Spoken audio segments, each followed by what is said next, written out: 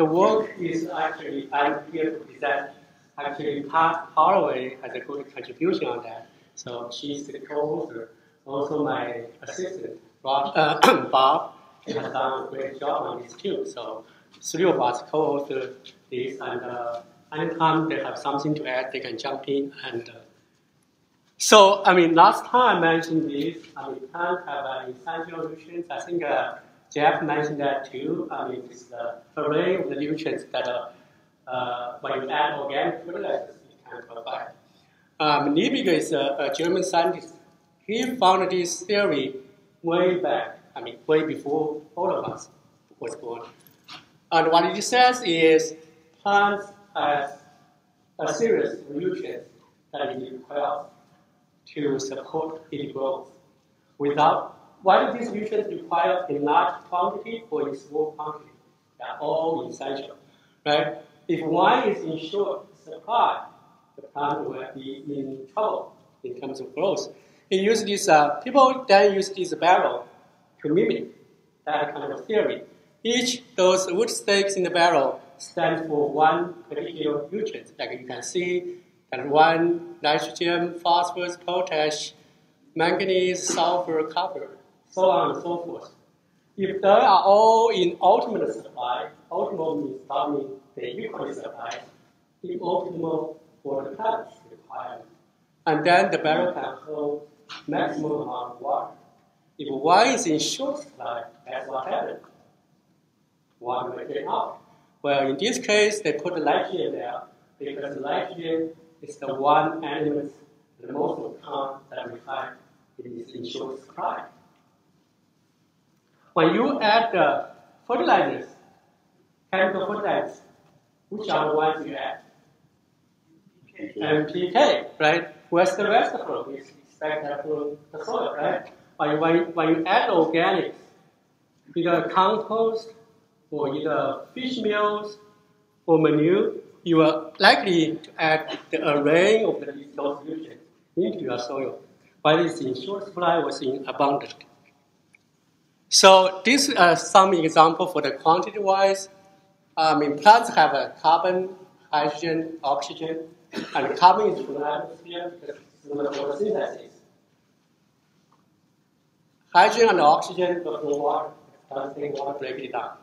And those other 16 mineral nutrients, we call that essential. Essential means plant must have it. Without it, it dies. Right?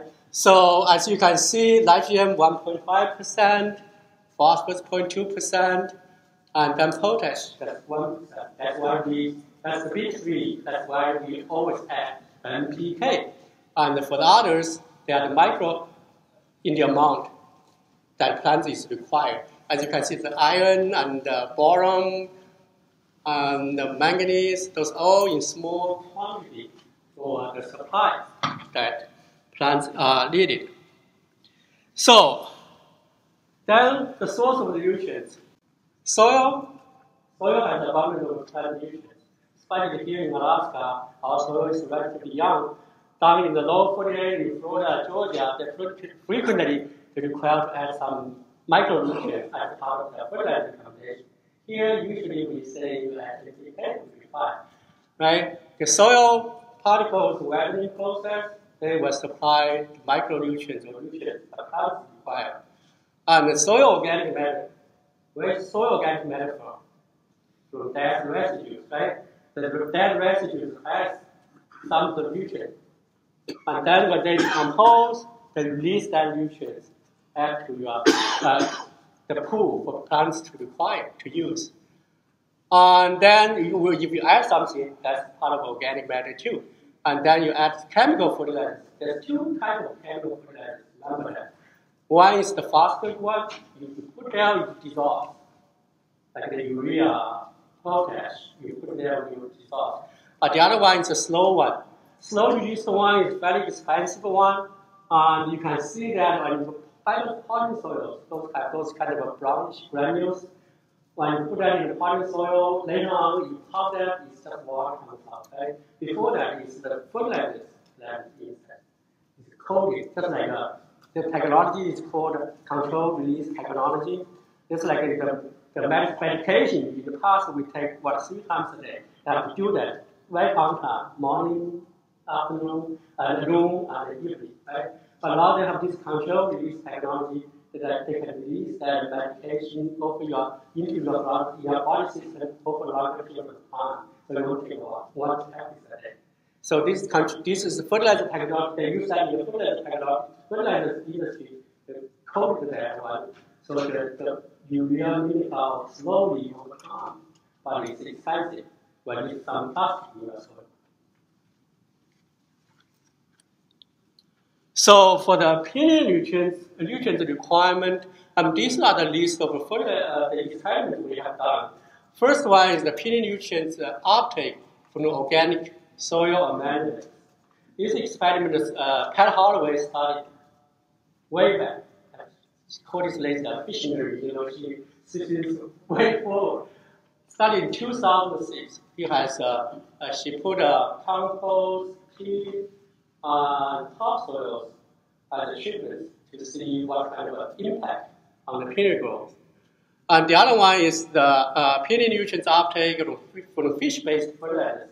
This one actually I started with Peter Bechtel. How many of you know Peter Bechtel, who is the fish process scientist with the USDA? So when he was here, we worked together, and he wanted to find a way to use our fish waste. And we want to find a way to find alternative nutrient resources for the growers. So we work together and we developed this project. But unfortunately, USDA ARS closed and we moved away. So that's the one we worked out. And the penny nutrient diagnostic research, as you can see, a couple of them I contact to take samples from your field. I want to have good ones, poor ones, good soils, poor soils, to see what the nutrient level, so that you can see when you see the color for nutrient analysis, you know that you need to add. And you see some level is high and don't need to add. That's where the category level we try to develop. And we did that in 2012 and 2013. And again, piggyback with other projects. And then penny nutrient deficiency symptoms. We do that in the field, we take pictures, we try to develop some color panels. And we also did, Pat also did an experiment in the greenhouse. And we were, for the time constraint for the presentation, most of my presentation were focused on the first one. So for the organic amendments, we have topsoil used as one amendment. And the second one is the compost. I think the compost is from the Fairbanks compost, which is a municipality compost, and the peat moss, which is also used as amendments there. Treatment implementation was in 2005, and then we didn't see any growth differences until 2009 or later, because that soil in the farm we had before is we have the feedlot, and we have the cattle there, and we put the manure, a lot of manure in the garden. So we didn't see the soil is quite good in terms of nutrients, and we didn't see any differences until 2009, and then we start to. I explained that. After that, we see the differences, and we start to take samples to to do the analysis part. And as you can see, this is a compost that has a good color, green, and that one is the peat. The leaf is very small, narrow, and the color is kind of like a yellowish, and also have those kind of a pink color around the leaf edge. Here are some of the results. We have biomass, right? We took samples in 2010, 2011, 2012, and those are the treatments, amendments, topsoil, compost, peat moss, and we have a biomass. We take 3 plants per treatment, and we average out, and we have this plant biomass. As you can see, after years, you still have the growth increase. And also, you see this plus and minus side, and this is the standard deviation. And what this number means, if this number is very large, means the individual difference is big. because you have one very big and label one very small. And usually you see that in your garden because the strong ones always take more nutrients out compared to the small ones. So we just take a 3 in a row, avoid the bias.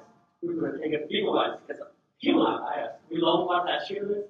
We unintentionally want to be always pay attention. And we just take 3 on the rows and we have this one. And this numbers indicates the variations of the 3 individual plants. And this one is the concentration. What means the concentration is the nitrogen or the phosphorus or potash per unit mass. Is in the unit is the percent, right? So the higher the nutrients it has, topsoil, you can see topsoil, compost has a higher nitrogen concentration. And then peat moss has lower nitrogen concentration. Peat moss doesn't have a lot of nutrients contained in there. And grass has a lot of carbon. So when the carbon decomposed, it will suck out those nutrients they want, the microbial ones.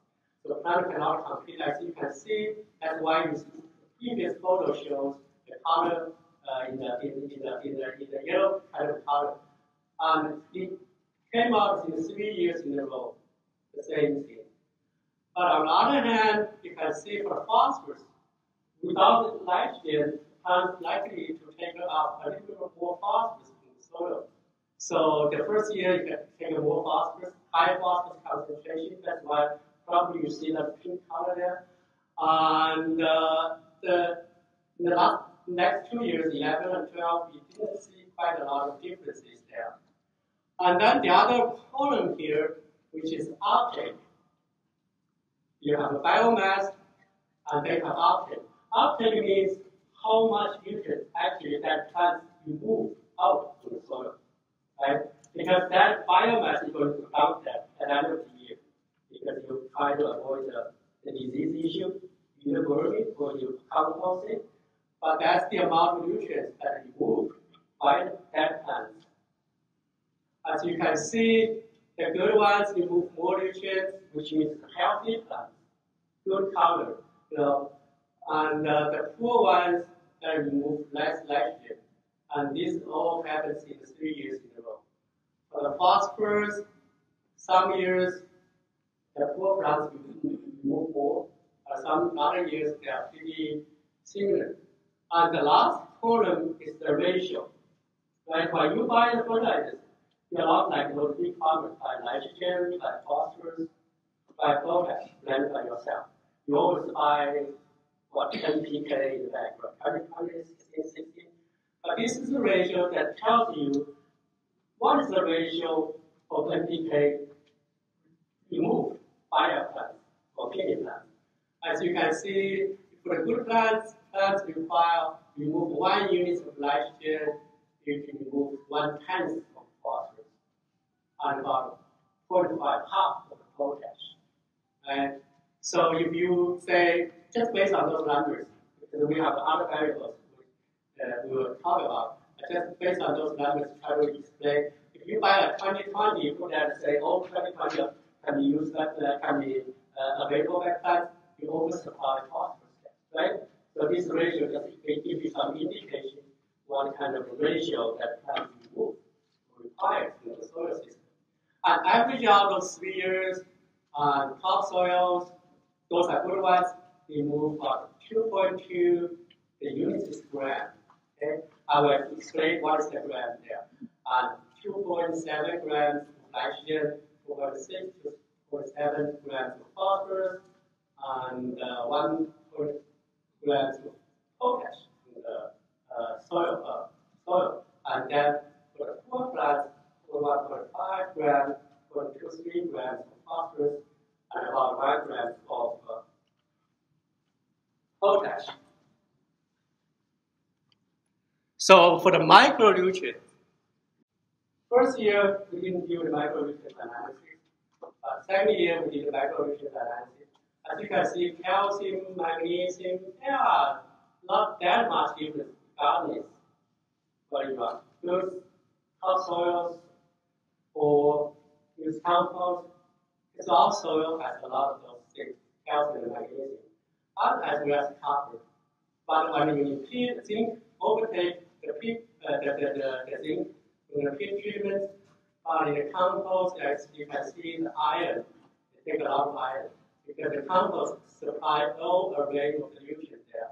And also the bottom, that's why we pay a lot of attention to for the peanut growers. And you can see the compost, compost supply a lot of the bottom there. But overall, we didn't observe any deficiency symptoms for micronutrients. What it is, I mean, if this take more, that's okay. Take less, that's okay. Because it doesn't hurt the plant. The only constraint variables that we see is the micronutrients that nitrogen. That is nitrogen. Now we are happy. We know how much plants we remove now, right? So plants remove from 2.2 to 2.7 grams nitrogen per plant. That's about 0.078 ounces. That's a very small amount, right? Think about how much you put in one of your plants. It's probably way over than that, right? And then 0.3 grams phosphorus equals to 0.011 ounce. And then 1 to 1.7 grams potash. And 3.7 to 3.9 grams calcium.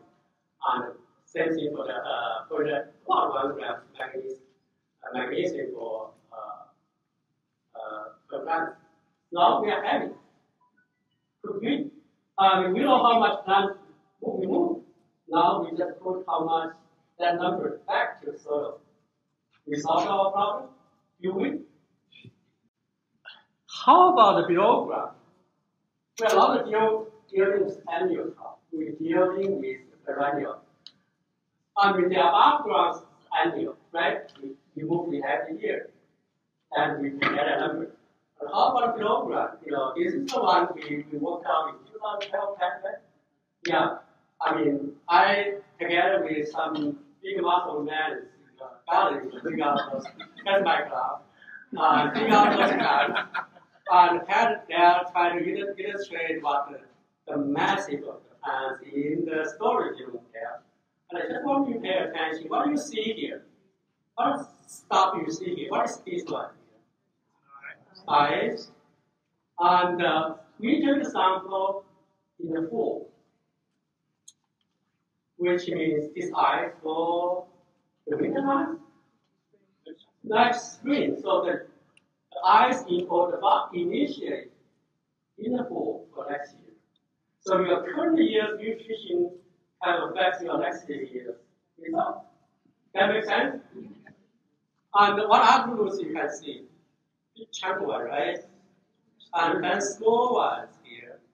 And this very fabric one, that's probably the one that has those microbiota. And those small ones, those are the ones that are actually functional to take the nutrients. Don't think of all the roots are equal, important to take out the nutrients. Some don't have that function, but only those ones with those fabrics, small, tiny ones, they stand out in the soil, take out the nutrients.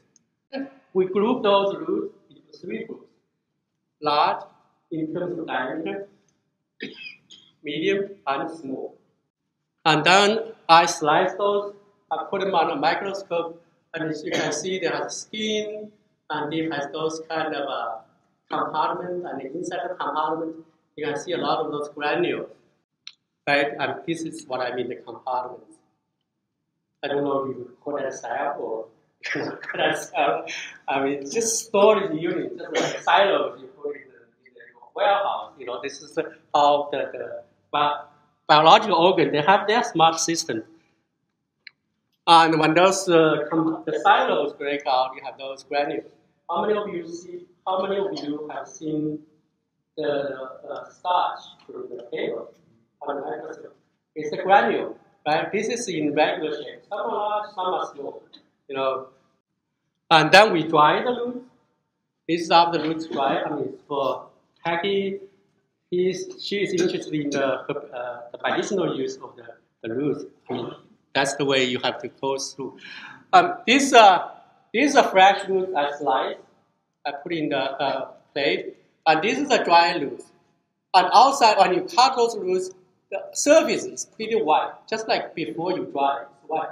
But when you cut inside of the loose, it's brownish color, right? And then you have these big holes, right? How many of you, I mean, when you eat the French fries in the McDonald's or any kind of fast food restaurant, how many of you see have those kind of dark spots in the flesh?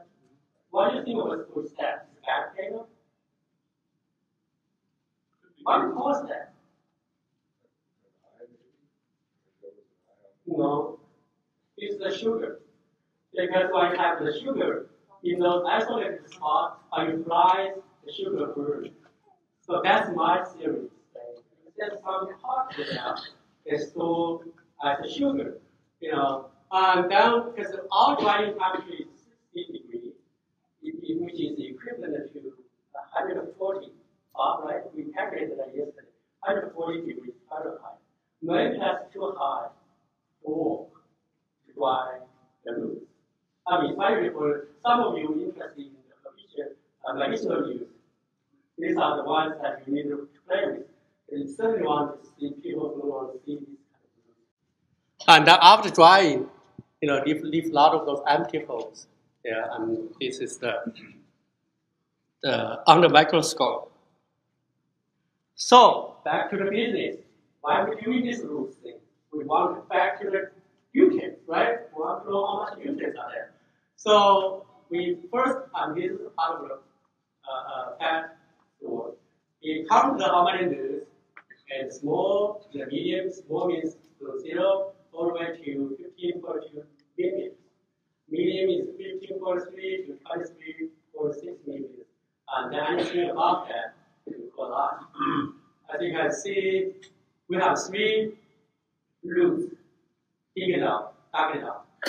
And you can see some are small roots overwhelmed with the large roots. Large quantity are small roots. And then this is the weight of the root in grams. And as you can see, it's almost equal to the large roots, because large roots at the medium kind of occupy more. And then we dry that. We have the dry mass. As you can see, there's a lot of variation in cross out those 3 replicas. 1 is 600, almost double that one, right? So which means the roots will likely dictate the size of your plant. Your should come out because the large roots will take more nutrients and have more storage units there. And then the moisture level. What do you think about this? When you have that piece of root, half of that, or more than half of that, is water. And so I know some of you worry about spring dry here. And kind of water it in the spring, which I see people do that in university and here. Roots like water there to overcome that kind of difficulty. Yeah, this is all Sarah Berha. And we also have some data for Dutch. Yeah, but I'm not going to report that because we can't. The ones for the organic amendments that's Sarah Berha. So we want to add those 2 together. So we analyze the nutrient content, right? Same thing like we analyze the nitrogen, phosphorus, potash, calcium, magnesium. This is the concentration, which means nitrogen per unit place, mass place. Small roots has more, large roots has less. We didn't do a statistical analysis here yet. And then same thing with phosphorus, with potash. What do you think is numbers? What does numbers tell you then? I mean, small roots has higher nitrogen concentration, large roots has more nitrogen concentration. What does the number tell you? Small ones have more nitrogen, right? That's the first one. What's the difference between the small ones versus the large ones? I mean, it's regardless of the size. Age, growing. It's growing on the skin, right? Small ones have more skin than large ones. So what do you think where the nitrogen resides? Skin, correct? We have large body, correct? Yeah. So most skin has the storage there for the nutrients because small roots have more skin, more surface area, and those are the underneath, and also the uptake. You see, small roots has more nitrogen required for the as compared to large roots. And the same thing for micronutrients, we did an analysis there. So we know the above ground, we know the below ground. We add it up. Will that be our further recommendation? We take the whole root. That root take 10 years to grow that size, right? When we talk about further recommendation, that's 1 year. Right? You cannot feed 10 years food that only grow 1/10 of at a time. So we have to estimate what is the annual expansion rate, right, for the root. And yesterday I think a teacher mentioned how long the root has survived, right? And I just used 10 years as a cycle because in the 10 years you probably can speed up your roots for reproduction or expansion of your field. So, okay, sorry. I add that up. So this will give you the nutrient required by a pin, right? Above ground, below ground.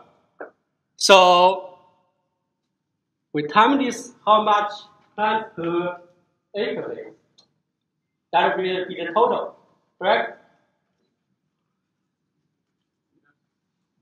So that would be the total. So this would be the one we think we get the answer, right? But we assume that 100% fertilizer will supply to the plant. The plant will take that 100%. But that usually is not the case. Your fertilizer you've applied, it will lost in the system somewhere. So for the field crop, for nitrogen, it only use 50% of the nitrogen you apply. That's the best you can get. So where will the remaining 50% goes? It lost through ammonia for fertilization. If you put your urea, your fertilizer on the surface, some of your fertilizers will be found in the wind, right? Like a lot down the wind. And if you have you put in the soil, and the soil, yesterday, I think Jeff mentioned that too, your urea hydrolyzed to ammonia. Ammonia will quickly oxidize to the nitrate by soil microorganisms. And nitrate is mobile, and it can move through the water. If it heats up to the anaerobic zone, it will go to denitrification. When it will hit the denitrification, you have that denitrification occurs. It's in the stream melt season. You have a first water table, you have frozen dioxide release, you have a melt surface, you have second water table there, and your nitrogen will become nitrous oxide. So, and also you have a rain, and you can down the water as a runoff or leaching. For the phosphorus, best bet is 10 to 12%. Most of your phosphorus that will reside in the soil. So, but it will release over time. 10+ years, you'll see that first. You still can see the beneficial of your phosphorus there. The more you bank your phosphorus, the less fertilizers later on you need to apply, because it will be available for your plants.